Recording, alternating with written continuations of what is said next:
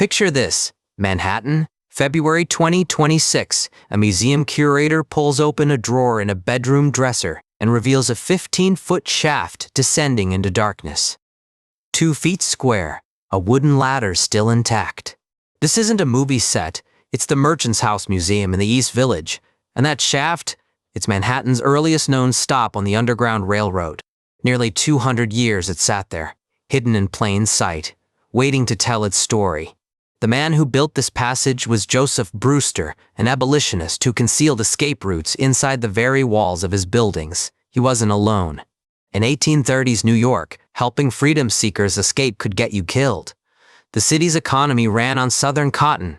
Secrecy wasn't just preferred, it was survival. But here's what makes this discovery different. Unlike most Underground Railroad sites, demolished, renovated, lost to time, this one survived. Intact, complete. And now it's under threat.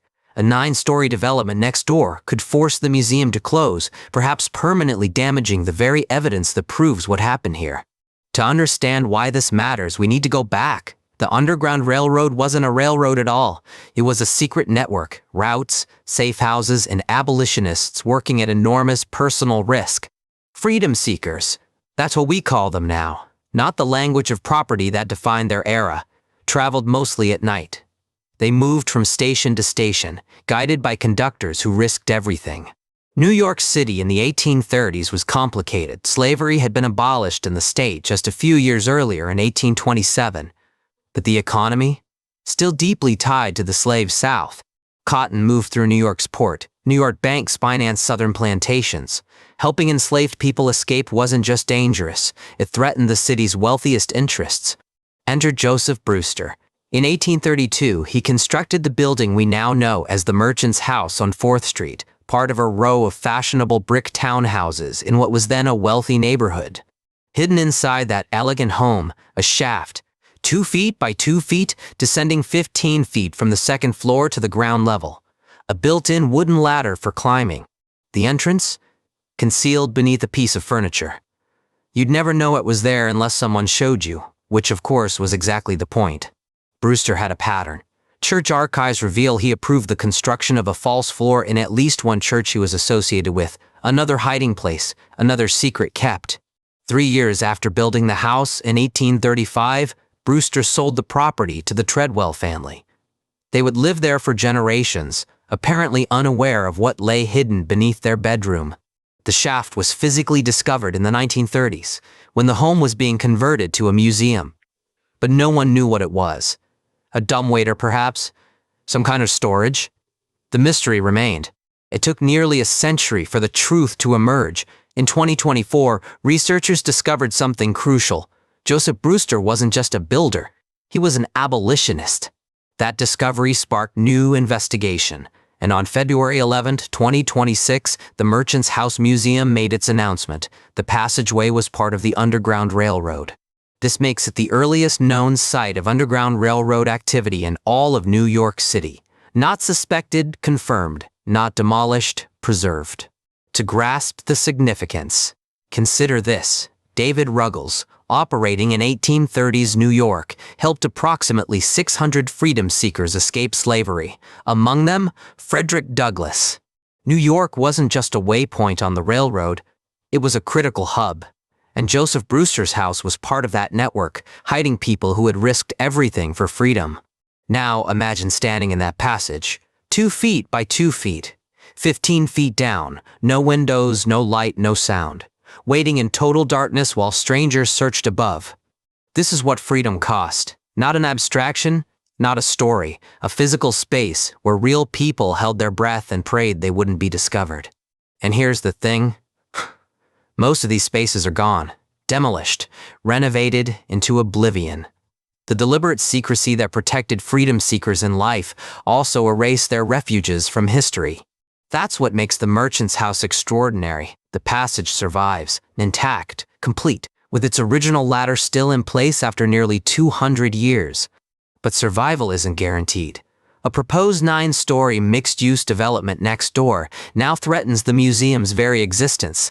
The numbers are stark. If construction proceeds, the museum would need to close for at least 2 years and spend an estimated $4.1 million just to secure the historic building. $4 million. For a nonprofit museum that's operated on thin margins for decades, this isn't preservation, it's a fight for survival. Civil rights leaders have joined the fight. Al Sharpton has spoken publicly about the preservation effort, framing it as a matter of protecting Black history itself. On March 17, 2026, the Landmarks Preservation Commission held a public hearing on the proposed development. The developers have already submitted 3 design iterations. This is the question New York, and cities everywhere, must answer. What do we owe the past? Especially when that past reveals truths we didn't know we were standing on. The Merchant's House has been a museum since 1936. It's one of only 2 19th-century family homes in Manhattan preserved intact: furniture, belongings, and now we know, secret passages.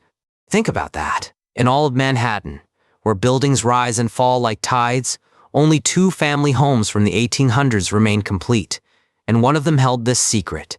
The passageway forces us to reconsider what we think we know about these preserved spaces. What else might we have missed? What other secrets are still waiting? Researchers are now examining other properties Brewster built. If he installed hiding places here and in churches, how many more might exist beneath floorboards and behind walls across the city? This is how history works. Not a single revelation, but a door that opens onto more doors.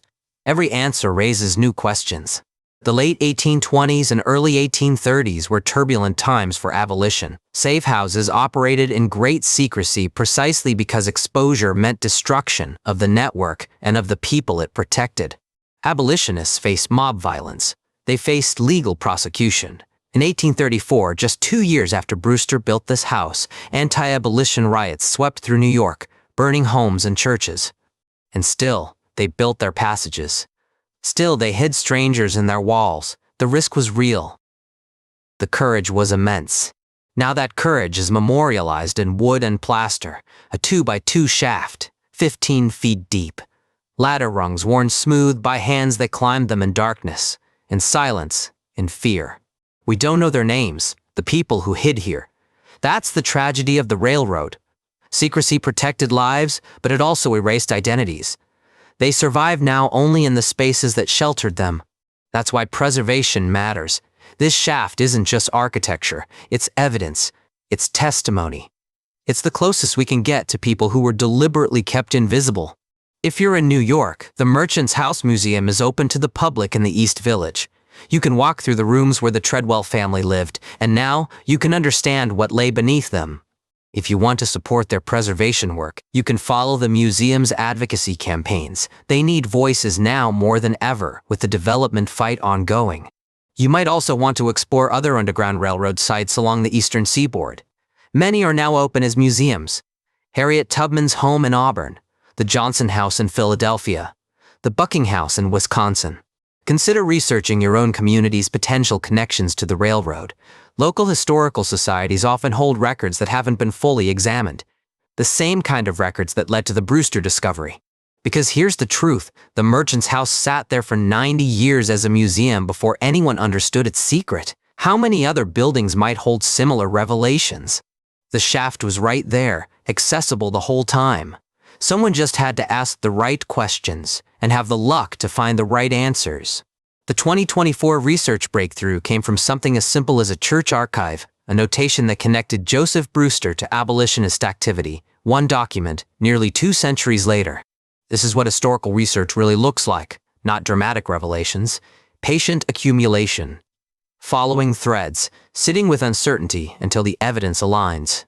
Brewster's pattern of building hiding spaces, the false floor in the church, the shaft in the house, wasn't coincidence. It was strategy, a builder who used his craft as cover for his conscience. He sold the Merchant's House after just 3 years, moved on, built other buildings, likely with other passages. The Treadwells who bought it never knew they were living atop an escape route. Which raises another question. Did Brewster tell the new owners?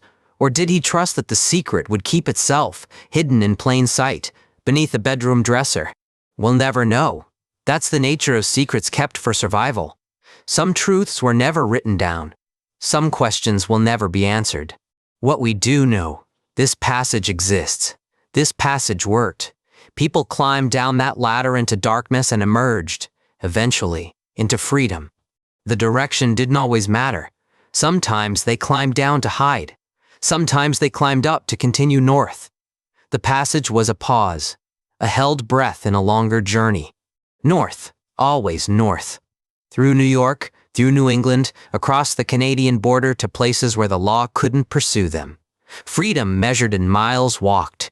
David Ruggles, that tireless conductor who helped 600 people escape, was operating in this same New York in these same years. The network was real, and it was here. Frederick Douglass passed through Ruggles's hands on his way to freedom. The man who would become one of history's greatest abolitionists, once hid in spaces exactly like this one. History connects. The passageway beneath the dresser connects to Douglass, connects to Ruggles, connects to hundreds of anonymous freedom seekers whose courage made everything after possible. And if you found this story worth knowing, if these untold histories of courage mean something to you, consider subscribing. We dig into stories like this every week. The Merchant's House Passage is a miracle of survival. Nearly 200 years of renovations, demolitions, and development, and somehow this one survived. But survival isn't the same as safety. The threat remains. The development looms. And the question of what we preserve and why remains unanswered. What other secrets lie beneath our feet? What other stories are waiting in the walls of buildings we walk past every day without a second glance? Joseph Brewster built a passageway and kept its secret. Nearly 200 years later, that secret has finally spoken. May we have the wisdom to listen and the will to protect what remains.